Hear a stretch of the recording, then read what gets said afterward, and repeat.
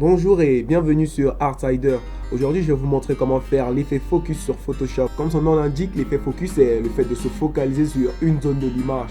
Si par exemple vous avez pris une photo et vous voulez que le personnage qui est sur la photo soit le centre de l'attention, tout ce que vous avez à faire c'est le rendre plus net tout en floutant le reste de l'image. Donc les arrière-plans, vous les rendez flous. Ok, on va voir tout de suite ce que ça donne. Je pense que ça va être beaucoup plus clair. Voici mon image de départ et on va voir tout de suite comment optimiser ça afin d'obtenir un résultat un peu mieux parce que là il n'y a pas assez de couleurs.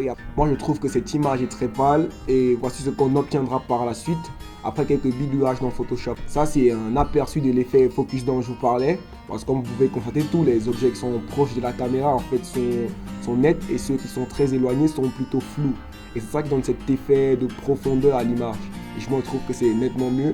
Et aussi j'ai ajouté quelques effets de correction colorimétrique pour avoir beaucoup plus de saturation dans l'image.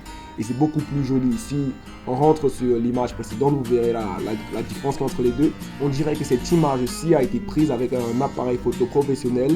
Et l'autre image, elle est juste pas très jolie à voir.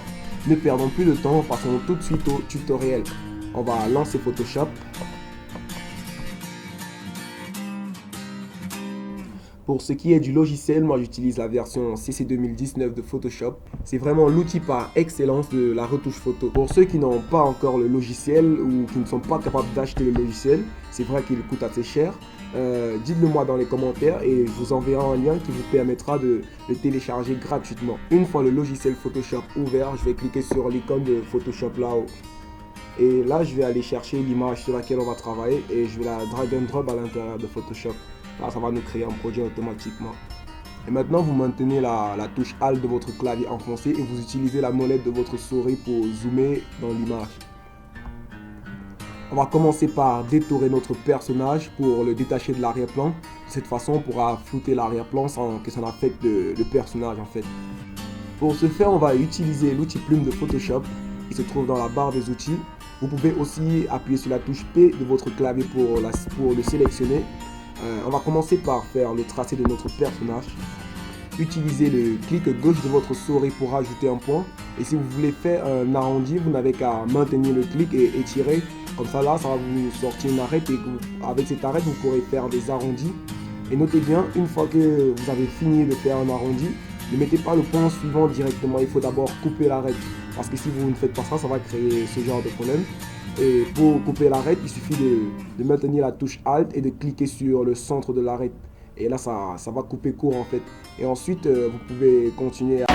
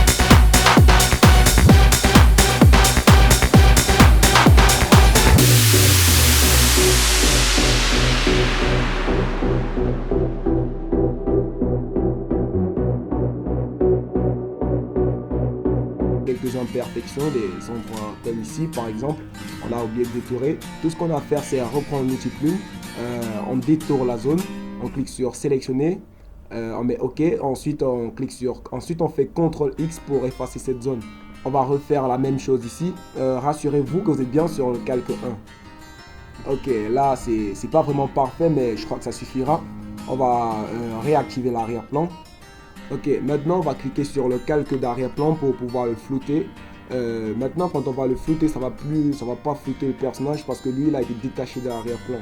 Donc je clique sur le calque d'arrière-plan, je vais aller dans les filtres, je vais aller dans la galerie des effets flous. Ensuite je vais cliquer sur bascule décentrement. La zone qui est au centre, c'est la partie qui sera nette et la zone qui est tout dessus, c'est la partie qui sera floue. On va essayer de l'ajuster un peu. Je vais mettre la zone qui est au centre là parce que je veux que ce qui est proche de l'image soit clair et ce qui est éloigné soit flou. On va le mettre un peu comme ça. Et ici, vous pouvez ajouter le truc, le niveau de flou. On va le mettre à 15 par exemple. Vous pouvez retrouver le même paramètre là. Je vais le baisser un peu. Je trouve que c'est un peu trop flou. Là, je crois que là, c'est mieux. Une fois qu'on a fini, on n'a qu'à cliquer sur OK. On attend un peu que le logiciel fasse le rendu.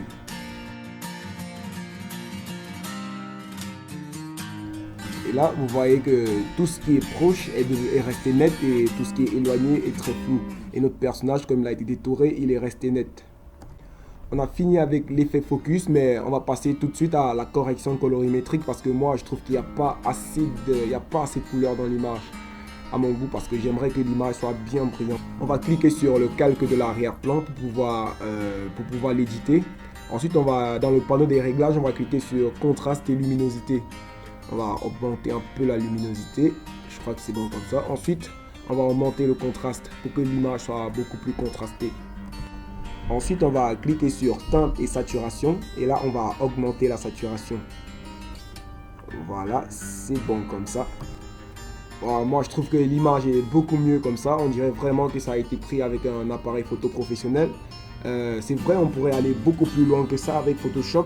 Mais on va s'arrêter là pour aujourd'hui. On verra la suite dans d'autres tutoriels. On va faire CTRL-S pour exporter l'image et on va la mettre en JPEG. Ensuite, on va faire Entrée. La vidéo touche à sa fin. Mettez un pouce bleu si elle vous a plu et abonnez-vous à la chaîne si vous voulez avoir d'autres vidéos. Et si vous avez des questions à propos de Photoshop ou d'autres logiciels de la suite Adobe notamment, posez-les en commentaire et moi je vais vous répondre.